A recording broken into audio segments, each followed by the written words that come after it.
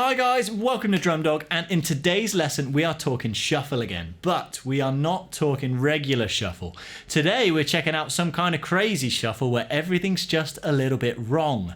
I know I'm not talking like quintuplet, lent, half straight, half swung shuffle. We're talking dead swung shuffle, but instead of a gorgeous 1, 2, 3, 4, 1, 2, we're going to be playing things that sound a little bit 1, 2, 3, 4, 1, 2, 3, 4.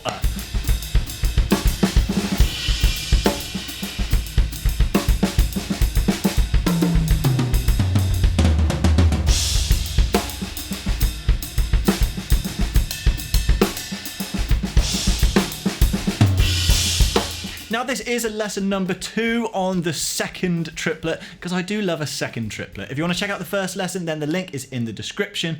Today we are going to be looking at a handful of grooves that actually sound pretty great over the top of this kind of wonky pattern. But first, let's really get to grips with what that pattern is. And it kind of sounds like our normal shuffle. If we play it with no metric context, we get... And we'd think to ourselves, well, kind of nice. 1, 2, 3, 4. But that's not the case. We are 1, 2, 3, 4. 1 triplet, 2 triplet, 3 triplet, 4 triplet. 1 triplet, 2 triplet, 3 triplet, 4 triplet. So instead of playing on our first and third partial of the triplet, 1 triplet, 2 triplet, 3 triplet, 4 triplet, we're playing on the first and the second. 1 triplet, 2 triplet, 3 triplet, 4 triplet. Now notice the other important thing going on here is the accent. We're keeping our accent in the natural shuffle pattern of the second note.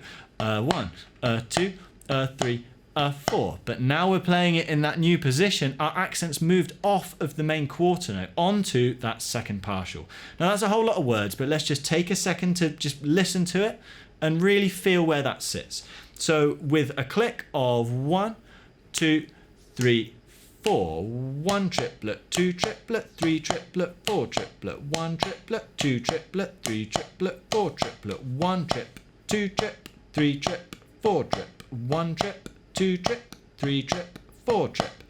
Once you feel nice and comfortable with that, because it is a little bit funky, let's take it to the kit. We're going to be putting that on the hi-hat and we're going to be playing it over a nice simple shuffle groove.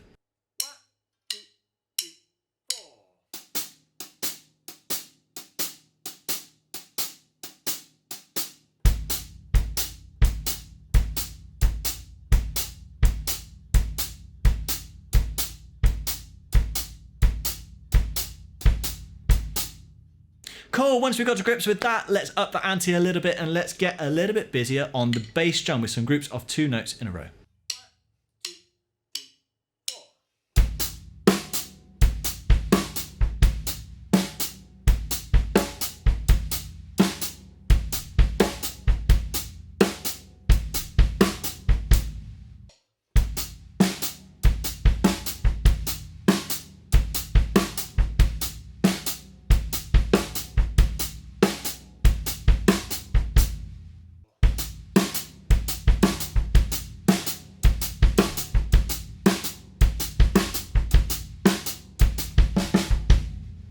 Now I think this, with those grooves, actually has a really cool sound to it. It is really different because of that second note, which we don't naturally kind of resonate with on a rhythmic level, but it gives it a kind of a different texture with our backbeat giving us the pull to our normal quarter note and gives it an interesting lilt.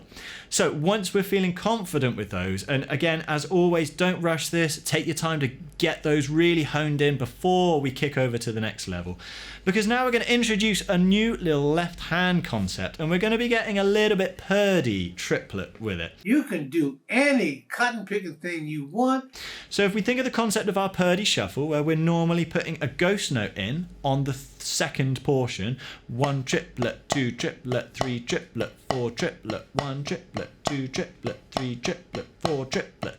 We're going to be doing the same thing here with this one, but now our gap is going to be the third portion of the triplet. 1 triplet, 2 triplet, 3 triplet, 4 triplet, 1 triplet, 2 triplet, 3 triplet, 4 triplet. which is going to mean those ghost notes are coming just before our backbeat, meaning that you've got to be nice and confident with a ghost note followed by a backbeat in that left hand.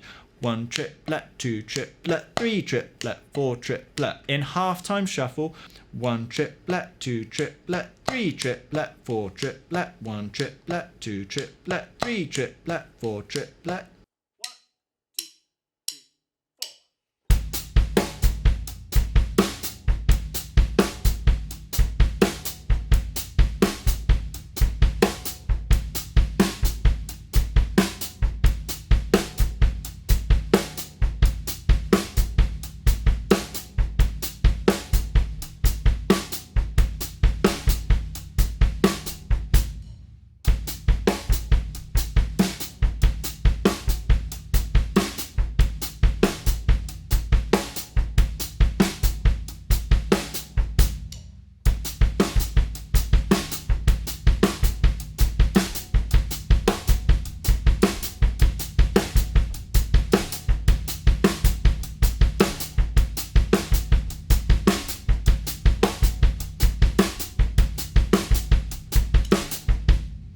Now, I really love how those ghost notes filling the gaps just really ties the whole thing together. So in a similar vein, this time, let's try a rudiment underneath it. And let's take our double paradiddle between the bass drum and the snare drum.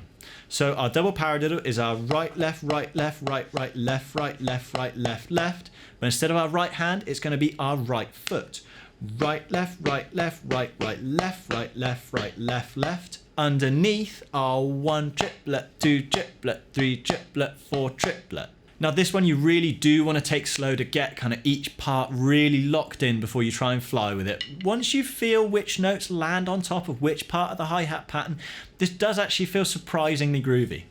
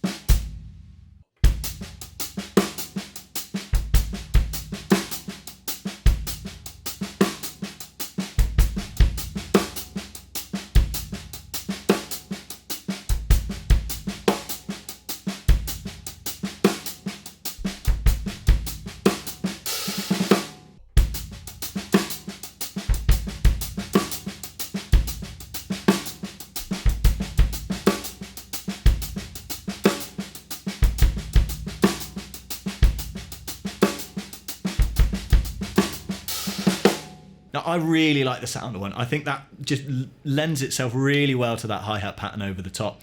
That does sound groovy. Now, just to wrap up as a little bit of a coordination exercise, let's take a quick look at something that does not sound groovy, but is a lot simpler in concept. And all we're going to do this time is we're going to be putting that hi-hat pattern over the top of doubles between our foot and our hand. Now, doubles sound a lot easier than a double paradiddle, right? Well, in this context, no, it is not. It is very hard and difficult, but good fun, right?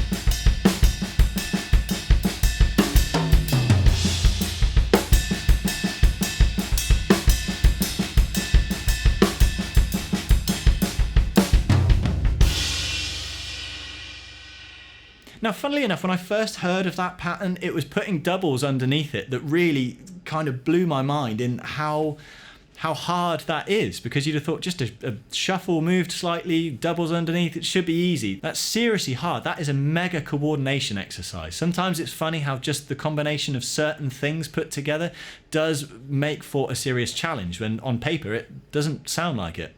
Now, I really hope that pattern is going to be a useful addition to your guys' vocabulary. I know it's slightly unusual, but me personally, I love finding those unusual things that bring a slightly new angle and a new look that we can then apply to some more musical contexts. If you enjoyed this lesson, then don't forget to check out the channel where there's a whole bunch of other lessons. And if you want to do a deeper dive into some subjects, then check out our website drum.dog, where you can check our full feature-length lesson packs out.